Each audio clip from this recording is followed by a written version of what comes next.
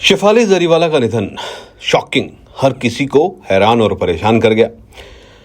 शेफाली की postmortem report में जो जानकारी सामने उभर कर आई है उससे साफ पता चल रहा है कि शेफाली जरीवाला को कार्डियक अरेस्ट आया है या फिर बीपी लो होने की वजह से उनकी मौत हुई है।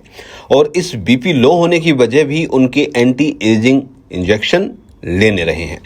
27 जून को क्या हुआ था हम कई बार बता चुके हैं, लेकिन 27 जून की रात को फिर क्या हुआ था ये अपने आप में अब सामने आ रहा है। शुरू में बताया गया कि शेफाली की मौत कार्डियक अरेस्ट से हुई, लेकिन उनके घर पर पुलिस और फोरेंसिक की टीम का आना और उनकी डेड बॉडी को पोस्टमार्टम के लिए भेजने का मामला सीरियस लग रहा था। बताया जा रहा था कि पुलिस हर मामले की एंगल जो है उससे जांच कर रही है। उन्होंने परिवार और घर में काम करने वाले स्टाफ से पूछताछ की थी। अब शेफाली की दोस्त पूजा घई ने बताया है कि जिस दिन उनकी मौत हुई उसी दिन उनके पति पराग त्यागी से पूछताछ की गई। उस वक्त पूजा घई को डर लग रहा था। क्यों डर लग रहा था?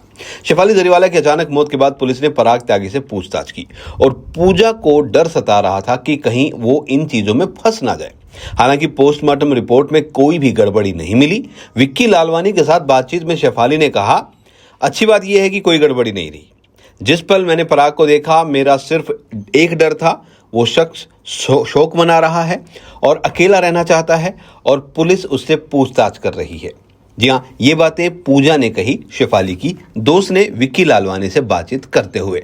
अब पूरा मामला अगर देखा जाए तो शुरू में तो सारी चीजें यही रही थी।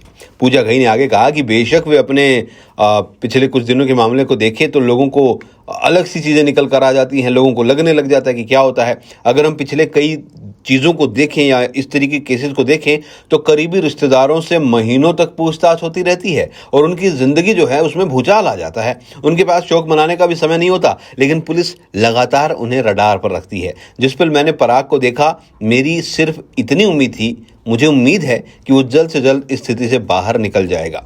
पोस्टमार्टम में कहा गया है कि कोई गड़बड़ी नहीं हुई और उसको जाने दिया गया। जी हाँ, वाकई में ये एक बड़ा सवाल था और जब सुबह सुबह देर रात ये खबर सामने आई थी तब भी यही हुआ कि आखिर हुआ क्या है।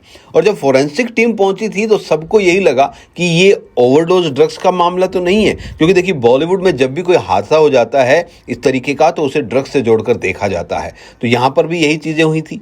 तो ये पूरा मामला जो है वो सामने आया। हालांकि बात ये साफ थी कि भाई फ्रिज में रखा हुआ खाना फ्राइड राइस उन्होंने गर्म किए फिर खाए, ये उनकी नौकरानी का खुलासा था कि ऐसा ऐसा हुआ था। उसके बाद उनका बीपी लो हुआ और बीपी इतना लो हुआ कि फिर वो रिकवर हो ही नहीं पाया। ठीक श्रीदेवी की तरह, श्रीदेवी के लेकर भी खुलासा बोनी कपूर ने किया था कि उन्होंने नमक खाना छोड़ दिया था, उनका बीपी बहुत कम रहता था और ये बार बार उनसे कहा गया था कि आपका बीपी जो है वो बहुत ज़्यादा डेंजरस तरीके से नीचे जा सकता है, तो आपको नमक खाना चाहिए। फिलहाल तो एंटी एजिंग दवाइयाँ या फिर जो ये डाइट प्लान आते हैं जो आपको तुरंत असर दिखाते हैं वो वाकई में खतरनाक हैं। डॉक्टर की सलाह के बगैर कुछ भी ना करें।